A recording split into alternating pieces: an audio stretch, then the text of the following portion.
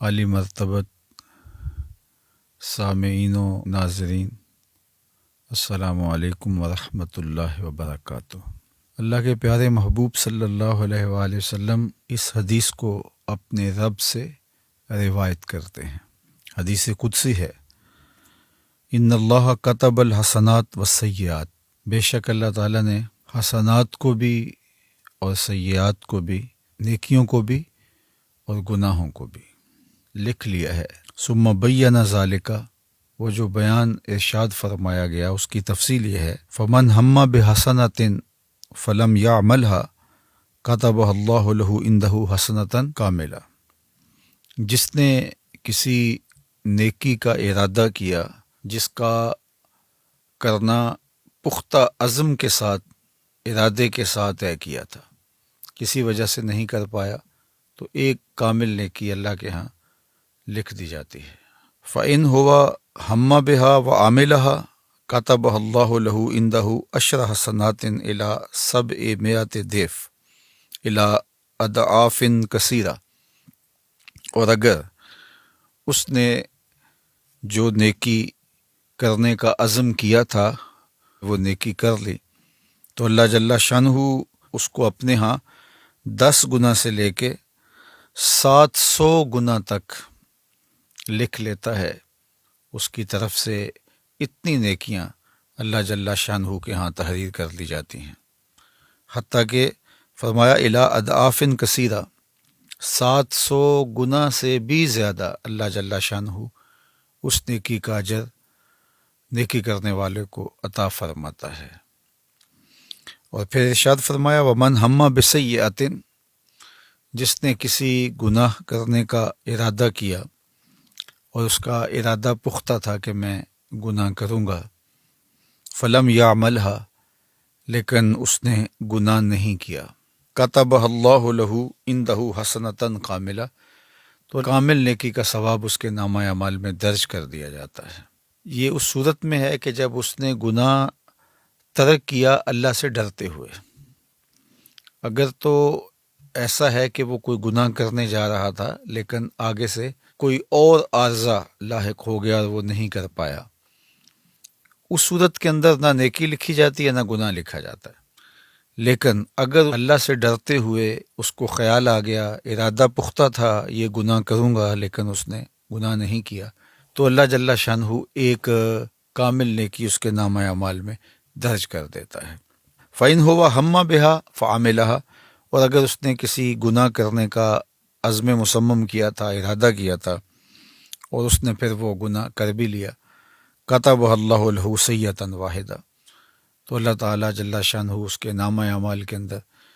ایک گناہ کے طور پہ اس کو درج فرماتا ہے۔ یعنی خلاصہ کلام کیا کہ اگر کسی شخص نے نیکی کا پختہ ارادہ کیا اور وہ کر نہیں پایا، تو اللہ جل شانہ ایک نیکی اس کے نامہ اعمال میں درج فرما دیتا ہے، اور اگر اس نے عمل بھی کیا تو 10 نیکیاں، 700 نیکیاں یا اس سے بھی زائد اللہ تعالیٰ اس کو عطا فرماتا ہے۔ اور اگر اس نے گناہ کا ارادہ کیا لیکن وہ گناہ نہیں کر پایا، تو اس کی 2 صورتیں ہیں۔ گناہ نہ کرنے کا سبب اللہ کا ڈر تھا، خیال آیا کہ یہ میں غلط کرنے جا رہا ہوں، تو جو ارادہ کیا تھا اس سے باز آ گیا، تو ایک نیکی لکھی جاتی ہے۔ دوسرا یہ ہے کہ اسباب پیدا نہیں ہوئے اس گناہ کے کرنے کے، تو اللہ تعالیٰ اس کے نامہ اعمال کے اندر پھر بھی گناہ نہیں لکھتا، اس کی نیت سے نہ گناہ لکھا گیا نہ نیکی لکھی گئی۔ اور ایک صورت یہ ہے کہ اس نے جو ارادہ کیا اس پر اس نے عمل بھی کیا، تو پھر نامہ اعمال کے اندر اللہ جل شانہ ایک ہی گناہ درج کرتا ہے۔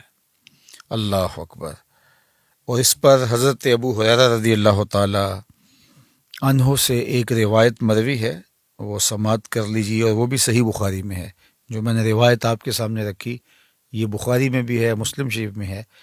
اور یہ صحیح بخاری میں حضرت ابو ہریرہ رضی اللہ تعالیٰ عنہ روایت کرتے ہیں، اور یہ حدیث بھی حدیث قدسی ہے، اور امام بخاری نے اس کو اپنی سند کے ساتھ روایت کیا ہے کہ اللہ جل شانہ ارشاد فرماتا ہے اذا اراد عبدی، جب میرا بندہ ارادہ کرتا ہے ان یعمل سیئۃ، کہ وہ گناہ کرے، فلا تکتبوها علیہ، تو اس کے نامہ اعمال میں اس کو درج نہ کرو، حتی یعملہا، یہاں تک کہ وہ گناہ کر گزرے۔ فإن عملہا فاکتبوها بمثلہا، اگر وہ گناہ کر لیتا ہے تو پھر اس کی مثل ہی لکھو، یعنی ایک ہی گناہ درج کرو اس کے نامہ اعمال میں۔ وَإِن تَرَكَهَا مِنْ أَجْلِي، اور اگر وہ اس گناہ کو میرے لیے ترک کرتا ہے، فَاكْتُبُوهَا لَهُ حَسَنَةً، تو پھر اس کے نامہ اعمال کے اندر وہ نیکی لکھ دو، اس لیے کہ اس نے میرے ڈر سے، میرے خوف سے گناہ کو ترک کیا۔ یہ اللہ جل شانہ کی کرم نوازی ہے اپنے بندوں پر کہ نیکی کی نیت کرنے سے ایک نیکی لکھ دی گئی، کی تو 10 سے لے کر 700 گنا تک، بلکہ اس سے بھی زیادہ عطا کی گئی، اور گناہ کا ارادہ کرنے سے نامہ اعمال میں گناہ نہیں لکھا گیا، اور اگر اس نے اللہ کے ڈر سے اس گناہ کو چھوڑا ہے تو اس چھوڑنے پر بھی اس کو اللہ تعالیٰ نیکی عطا فرماتا ہے۔ تو یہ اللہ تعالیٰ جل شانہ کی کرم نوازیاں ہیں جو اپنے بندوں کو نصیب فرماتا ہے۔ اور آپ اس کو یوں بھی کہہ سکتے ہیں کہ جب وہ گناہ کی سزا عطا کرتا ہے تو اس وقت ضابطۂ عدل کے مطابق کہ ایک کیا ہے تو ایک ہی اس کے نامہ اعمال میں لکھا جائے گا اور ایک کی ہی اس کو سزا ملے گی، اور جب وہ کسی نیک عمل کی جزا دیتا ہے تو وہ عدل کے ضابطوں کے مطابق نہیں، فضل کے ضابطے کے مطابق، کہ ایک کو 10 سے لے کے 700 گنا تک عطا فرماتا ہے۔ تو یہ اللہ کی رحمتوں کے برستے ہوئے رنگ ہیں، اور ہمیں ماہ صیام میں بھرپور نیکیاں کرنی چاہیے، اور نیکی کا عزم مصمم بھی نامہ اعمال میں نیکی کے درج ہونے کا سبب بنے گا، اور گناہوں سے مکمل اجتناب کرنا چاہیے۔ اللہ ہمیں گناہ کے عزم سے بھی محفوظ فرمائے، اور اگر شامت نفس کی وجہ سے، شیطان کی وجہ سے اگر کبھی عزم پیدا ہو جاتا ہے تو اللہ تعالی ہمیں اپنی خشیت کا نور، اپنے خوف کا جمال عطا کرے، اور ہم اپنی زندگی کو کلیتاً گناہوں سے بچا لیں، محفوظ کر لیں۔ اللہ اس ماہ صیام میں ہمیں سچی توبہ کی توفیق ارزانی فرمائے۔